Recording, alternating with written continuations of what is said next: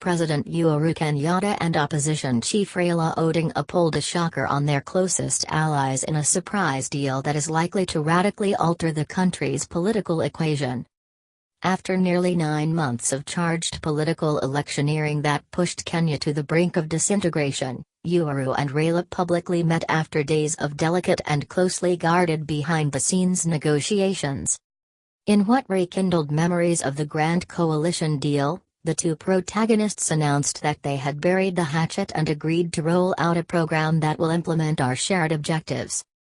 However, the secret talks that culminated in the meeting at Harambee House yesterday excluded the two leaders' closest allies, including Deputy President William Ruto. Also kept in the dark were Raila's co-principals, Kalonzo Musyoka, Musalia Mudavadi and Wetang'ula, in what is promising to be the biggest test yet for NASA unity. Sources said that Ruto only knew of the deal on Thursday evening and was not invited to the TA_8T_TA_8 at Harambee House, just opposite his office, where Uhuru and Raila met before addressing the nation. Our future cannot be dictated by the forthcoming elections. Starting today, we will begin the process of bringing our people together, Uhuru stated. But Ruto, a shrewd politician, took to Twitter to congratulate the two for being statesmen without any sign of trouble. You have risen to the moment for Kenya and against hate, negative ethnicity and division. The unity, stability and transformation of Kenya supersede all other partisan interests, Ruto said.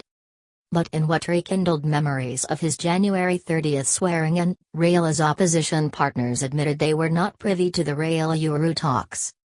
While we have always advocated for dialogue, as co-principals of the NASA coalition, we are not privy to the discussions at Harambee House, the three said in a joint statement, adding they only saw the meeting through the media. But Musalia's spokesman Kibizu Kabetesi was more blunt and hit out at Raila for his habit of sneaking.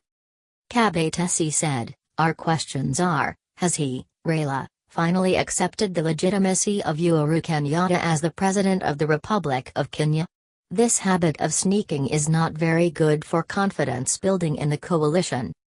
Only 4 of Uhuru's most trusted lieutenants were aware of the deal. They are Intelligence Chief Philip Kamaru, Head of Public Service Joseph Kainiua, State House Controller Kinuthia Mbugua, and Ambassador Martin Kimani. Mbugua is said to have been the emissary between State House and Raila's people. From Raila's side, the deal was only known to 3 people, lawyer Paul Mwangi, former Permanent Secretary Andrew Mondo and Suna East MP Junit Mohammed.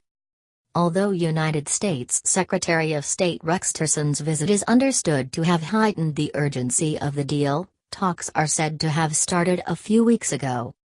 The Luo Council of Elders and their Kikuyu counterparts, for instance, are said to have met last week as part of preparations for Friday's announcement. There was speculation that plans could be afoot to table a bill in Parliament to expand the cabinet to accommodate Raila's interests, but this could not be ascertained. Sources said that Uhuru had been advised that the divisions in the country were becoming entrenched and would completely obliterate his legacy. There were also concerns that the unending politicking was also taking a toll on the economy. Raila, who had vowed to fight for electoral justice, was also wary that his co-principals were scheming to isolate him by secretly accepting to work with the government. He beat them to the tape. In a clear indication that Uhuru had climbed down from his earlier hardline stance, divisive elections would now be part of the 9-point agenda that the leaders will narrow down on. Previously, Uhuru had insisted that he would only have dialogue with NASA on development and nothing to do with politics and elections. We must seek to shift our terms of engagement as leaders, as individuals and as citizens, if we are to have competitive and constructive elections. That should be our first priority, read the joint communique copyright by Uhuru and Raila.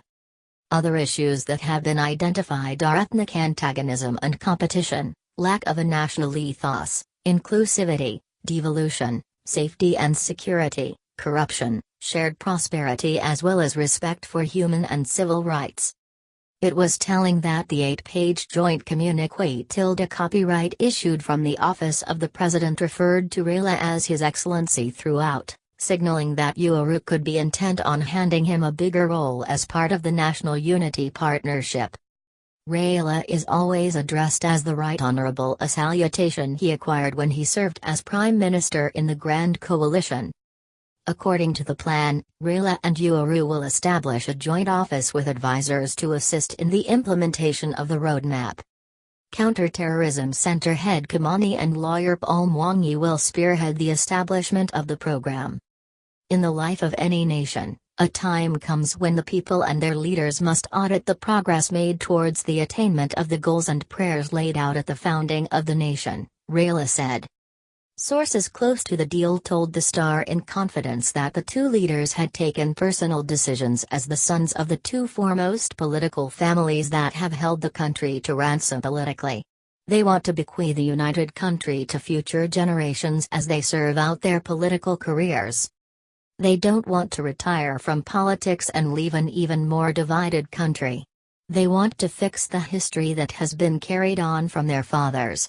There are children being born today into hatred of the other's community and fighting for what they do not know, said a source close to the discussions.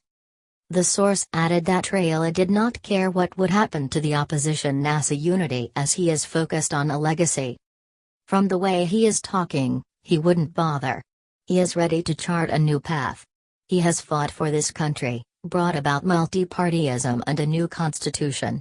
The only thing left is the unity of the nation, added the source, saying that the NASA leader does not intend to contest again for the presidency.